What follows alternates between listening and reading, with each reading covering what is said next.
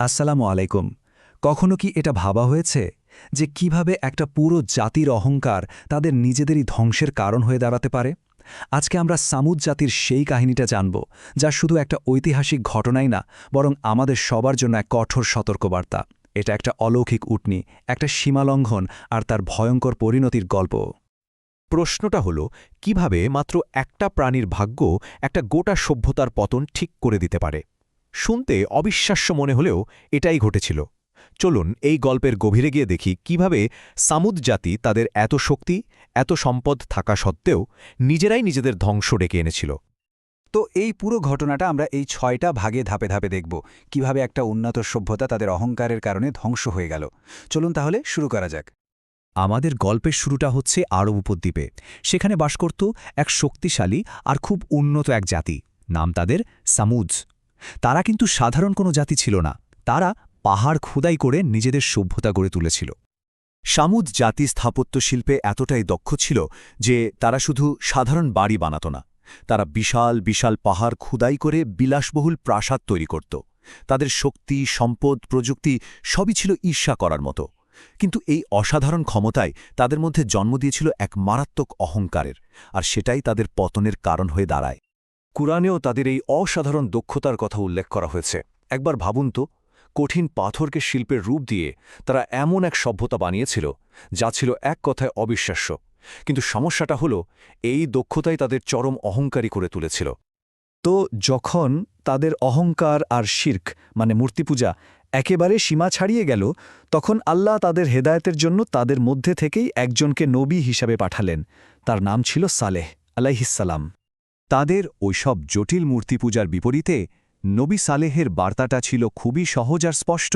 তিনি বললেন, বাপ দাদার ভুল পথ ছেড়ে শুধু এক আল্লাহর এবাদত করো। কিন্তু এই সহজ সত্যটাই তাদের অহংকারী নেতাদের জন্য মেনে নেওয়া খুব কঠিন হয়ে পড়েছিল। এটাই ছিল তার সরাসরি আহ্বান। কিছু সাধারণ মানুষ তার কথা বিশ্বাসও করল, কিন্তু যারা ছিল সমাজের মাথা, মানে ধনী আর প্রভাবশালী, তারা এর ঘোর বিরোধিতা শুরু করল।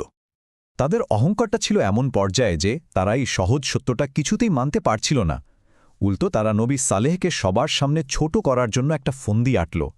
তারা এমন একটা অসম্ভব অলৌকিক ঘটনা দেখানোর চ্যালেঞ্জ ছুড়ে দিল, যা কোনো মানুষের পক্ষে দেখানো সম্ভবই না।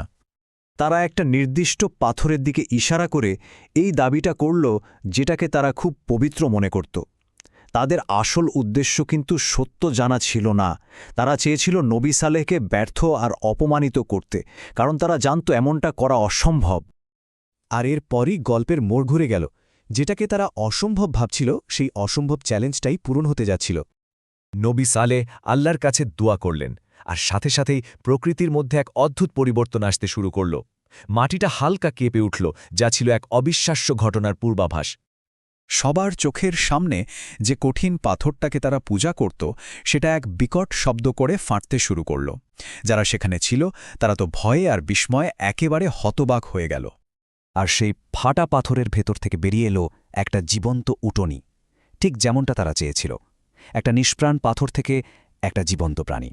দৃশ্যটা ছিল এক কথায় অকল্পনীয়। এই যে উটনী, এটাই ছিল সেই জীবন্ত প্রমাণ, আল্লাহর পক্ষে থেকে পাঠানো একটা পরিষ্কার নিদর্শন, যা সামুদ জাতি নিজেদের চোখেই দেখল। এরপর নবী সালেহ একটা খুব সাধারণ শর্ত দিলেন। বললেন, এই উটনির কোনো ক্ষতি করা যাবে না, আর এলাকার যে পানির কুয়া আছে তার পানি একদিন এই উটনি পান করবে, আর ঠিক তার পরের দিন তোমরা সবাই ব্যবহার করবে। খুবই সহজ একটা পরীক্ষা ছিল এটা।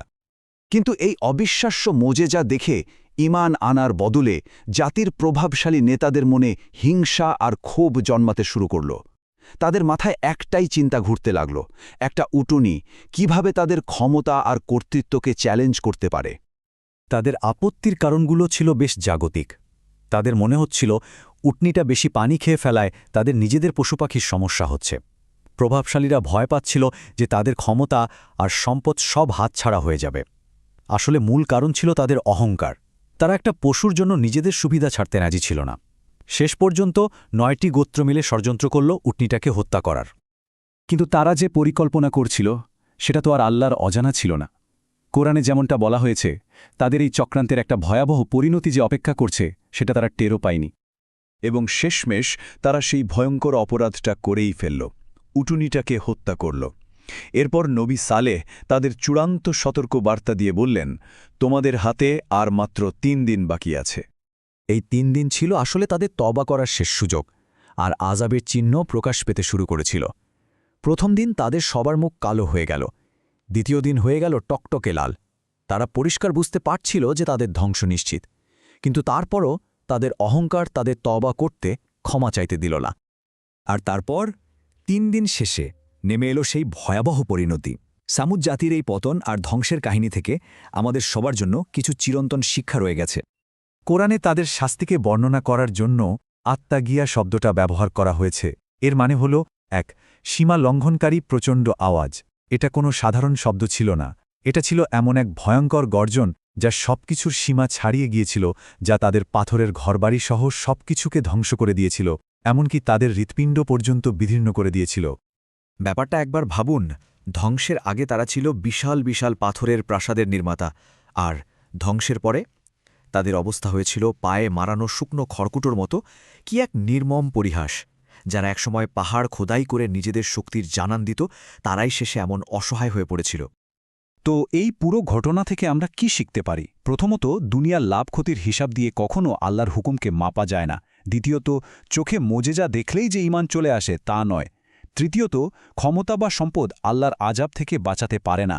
চতুর্থত, তওবা করার সময় কিন্তু সীমিত, আর সময় থাকতেই সেটা কাজে লাগাতে হয়। আর সবচেয়ে বড় শিক্ষা হল, অহংকারী মানুষকে ধ্বংসের দিকে ঠেলে দেয়। হাজার হাজার বছর আগের এই ঘটনাটা আজও আমাদের জন্য একটা প্রশ্ন রেখে যায়, আর সেই প্রশ্নটা হলো, আমাদের হাতে আর কতটুকু সময় বাকি আছে? আমরা কেউই তো জানি না কখন আমাদের সময় ফুরিয়ে যাবে।